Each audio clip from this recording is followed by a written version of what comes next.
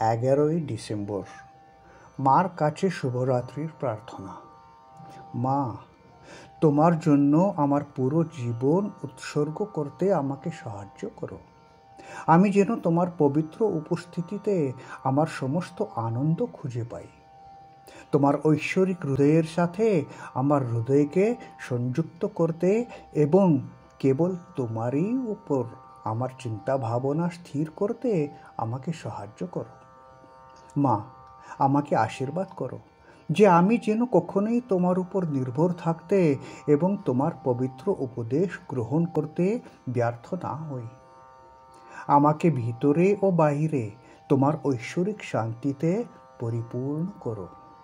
আমি তোমার কোলে পৌঁছানোর যাত্রা শুরু করেছি, অতই তোমার পরম শান্তি যেন আমার হৃদয়কে ভরিয়ে দেয়। জয় মা, জয় মা, জয় মা।